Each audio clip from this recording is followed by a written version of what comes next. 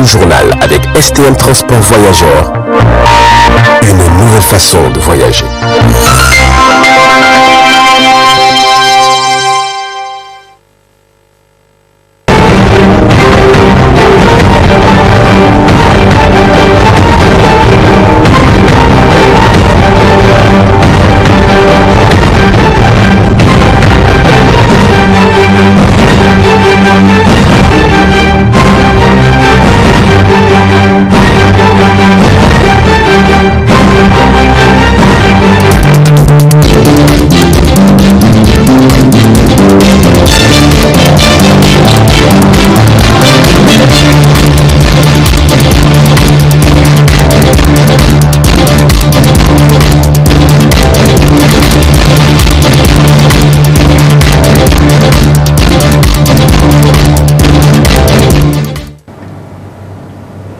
Vous êtes sur le miroir de la fin, mesdames et messieurs. Bonsoir et merci d'être avec nous sur le 20h15 du 31 janvier 2022. Cela dit, le syndicat national des conducteurs de taxi a appelé à une grève de 24 heures à ce jour, 31 janvier 2022, suite au non-respect par le gouvernement des accords signés. Une de nos équipes est allée faire le constat ce matin dans la ville de Niamey, suivant le compte rendu de Hassia Gallo et Amina Serabdou. Mais pour sa part, le secrétaire général du dit syndicat se dit être satisfait du suivi de son mot d'ordre. Dans la ville de Niamey aujourd'hui, l'engouement n'est pas comme vous le connaissez chaque fois. Les militants ont compris davantage pourquoi nous sommes en train de faire la lutte. C'est dans leur intérêt. Parce que nous sommes au nombre d'une quarantaine de syndicats, tous bords confondus, et c'est un seul syndicat qui est parti en grève, le Syntaxi. Et vous avez vu comment les militants ont répondu massivement à l'appel du Syntaxi. Et donc c'est dans leurs intérêts, parce que entre autres, il y a la cherté des prix des hydrocarbures à la pompe. L'État nous a fait de fausses promesses à travers 2 protocoles d'accord qu'ils n'ont pas pu respecter. Vous avez vu, il y a la tracasserie policière partout. Vous avez vu les tricycles qui sont en train de faire le transport urbain des personnes dans la ville de Niamey. Ces tricycles ne payent pas la patente, la caisse, la visite technique. Ils n'ont pas de numéro ni de titre de transport. Qu'à cela ne tienne, il y a la Caisse nationale de sécurité sociale qui nous a augmenté plus d'une centaine de taximans qui sont en train de chômer aujourd'hui, chômage technique. Ils ont organisé une escroquerie de toutes pièces avec la complicité de certains de nos camarades. Parce que les taximans, c'est eux qui peuvent escroquer.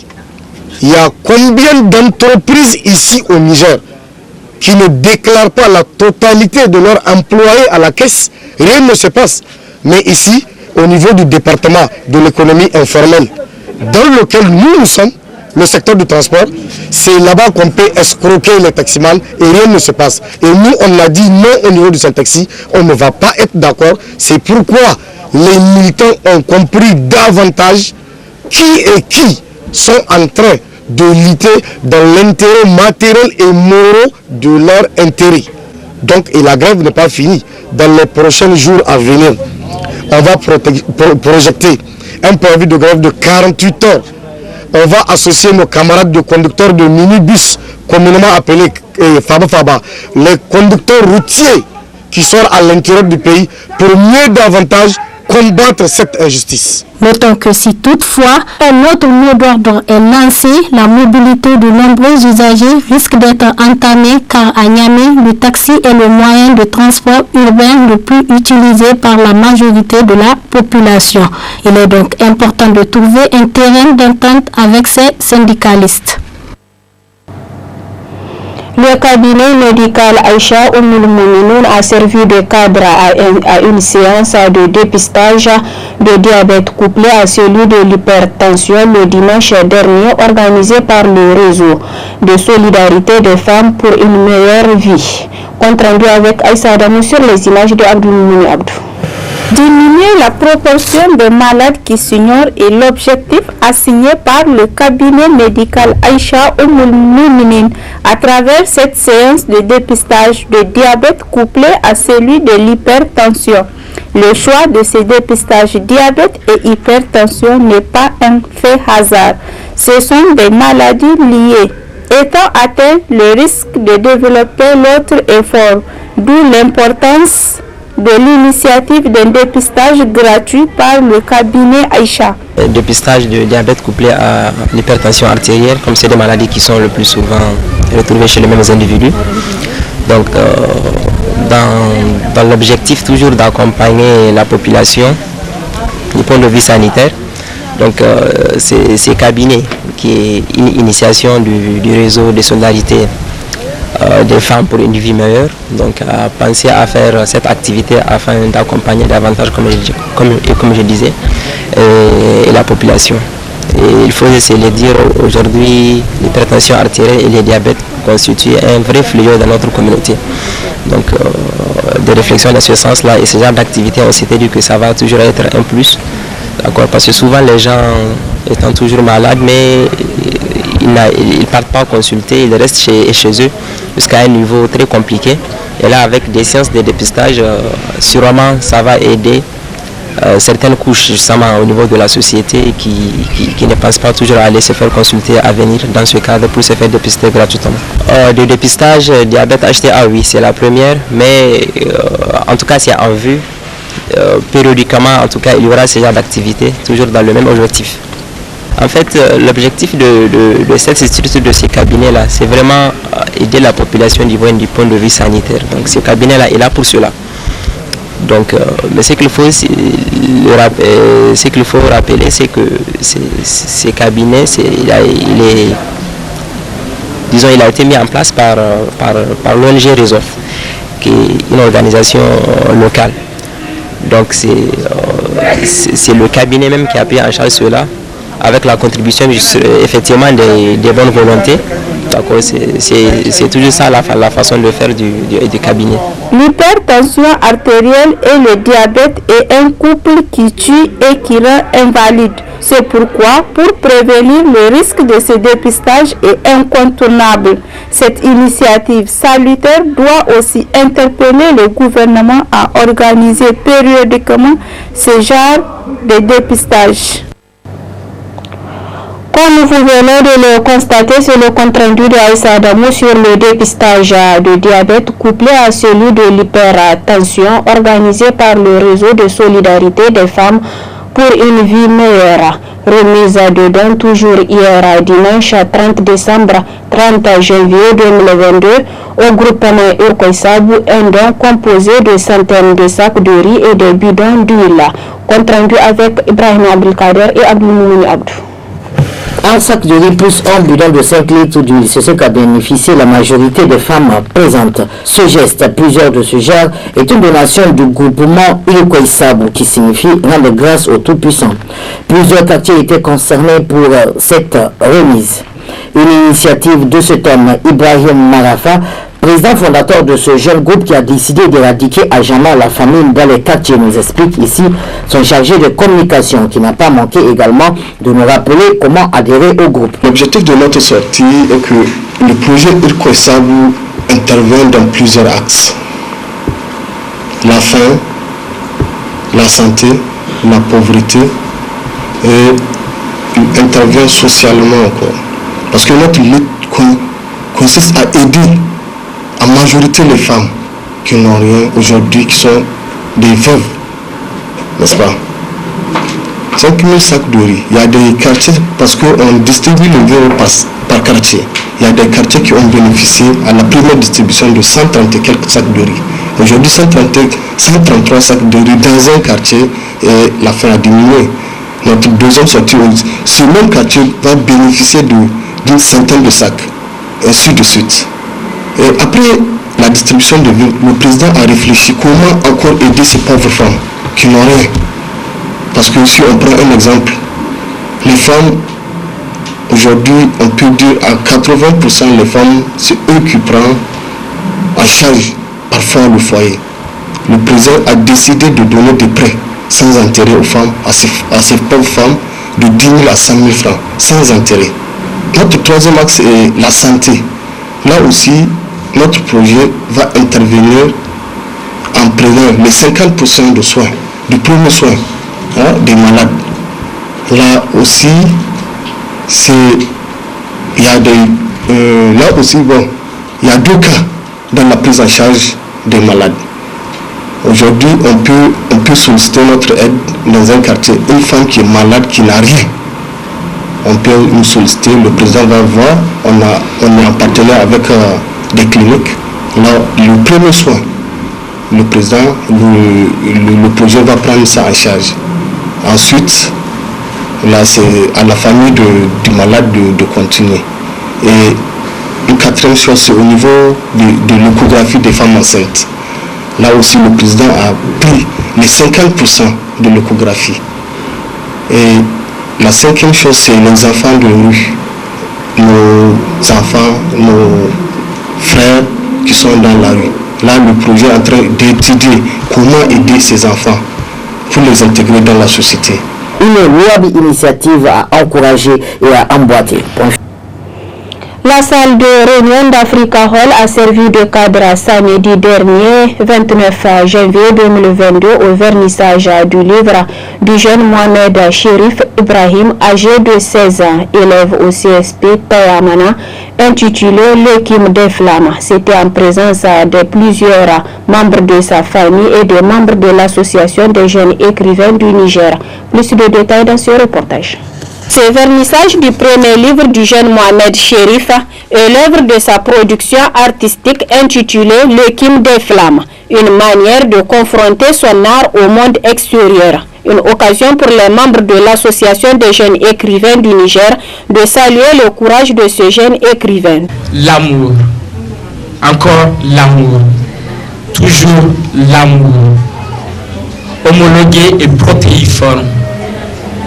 Effraction du contresens, fin et début, corps sans corps, prisme de verre qui se compose au travers les rayons lumineux.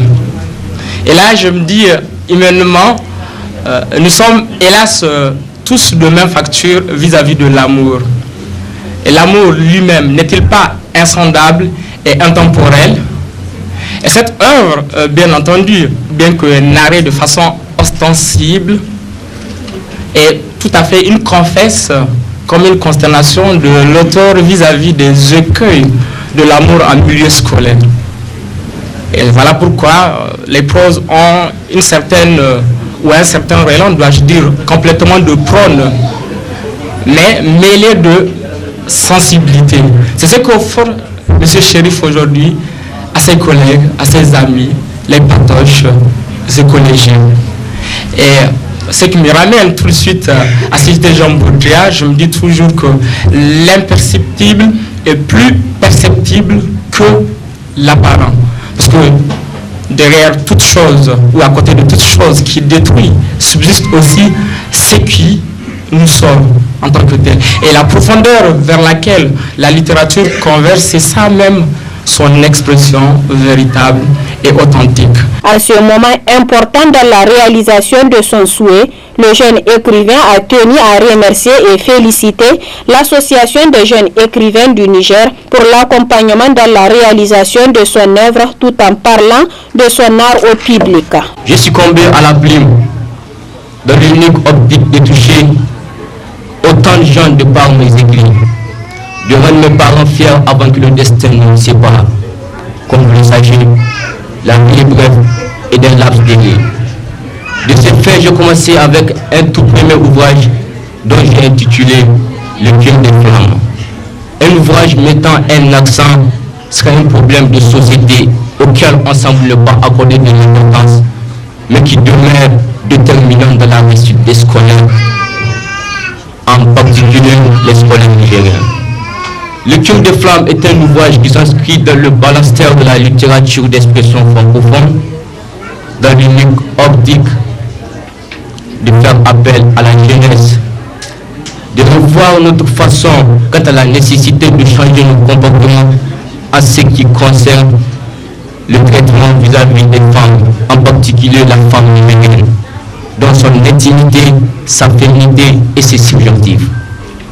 L'équime des flammes a pour objectif de notre partie de faire appel à la jeunesse, ou je dois dire d'éduquer ou de sensibiliser quant aux conséquences pouvant avoir un lourd tribut sur le fondement d'une société moderne, à même d'animer des chancres. Et je saurais vous dire l'émotion de fierté et de joie que me donne votre présence. Je ne vais mettre terme à mes propos sans pour autant remercier la PSS. Qui veut dire par la PSS, c'est l'association des jeunes écrivains du Niger, la plus au service de la société. Cette cérémonie a pris fin avec la vente aux enchères du premier livre du jeune Mohamed Chérif, Le Kim des Flammes, désormais sur le marché, ce qui devrait inspirer les autres jeunes à lui emboîter le pas. L'association des jeunes écrivains du Niger, la plume au service de la société. Et c'est le vernissage du premier livre du jeune Mohamed Chérif intitulé Le Kim du Flamme.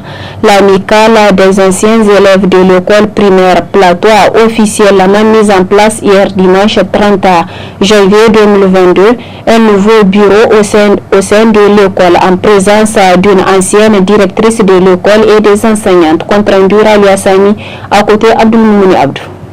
C'est pour rendre à César ce qui lui appartient et soucieux de l'avenir des élèves actuels que les anciens élèves de l'école Plateau ont décidé de créer une amicale pour venir en aide à cette école.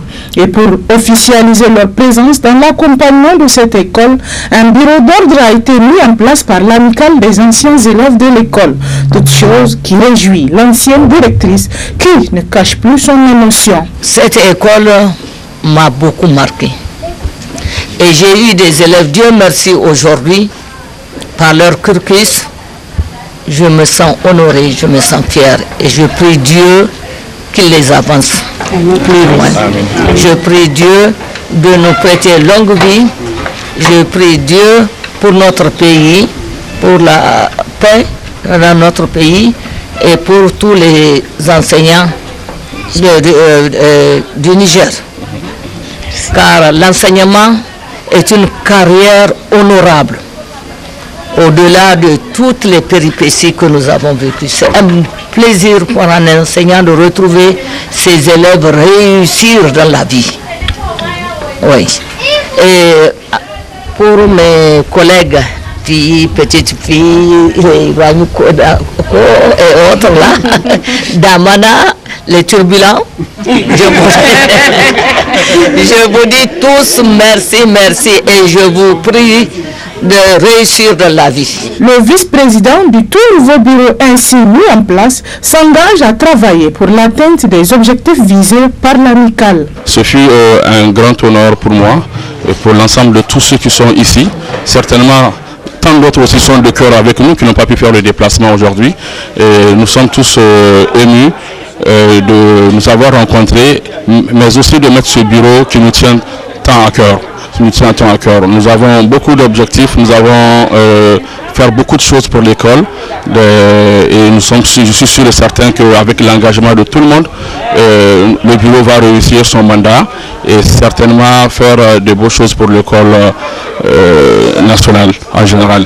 Nous faisons l'appel à tous les autres anciens élèves qui ne sont pas informés ou qui n'ont pas pu faire le déplacement aujourd'hui de se joindre à nous pour vraiment atteindre nos objectifs.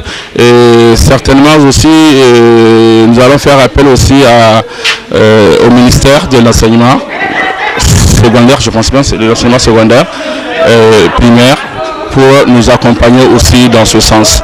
Il faut souligner qu'au-delà d'un cadre de retrouvailles, ce bureau est un signe de reconnaissance envers cette école au sein de laquelle leur éducation de base a été assurée. Rappelons aussi que l'amicale a déjà effectué une donation de matériel en faveur de cette école. Mesdames et messieurs, c'est ici que prend fin cette édition d'information. Passez d'excellents moments accompagnés des programmes de la télévision Tambara. Au revoir.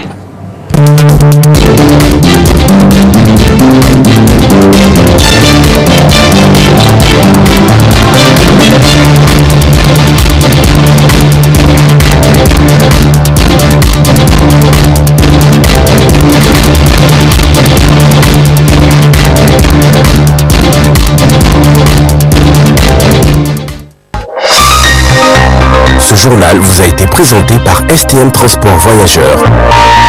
Une nouvelle façon de voyager.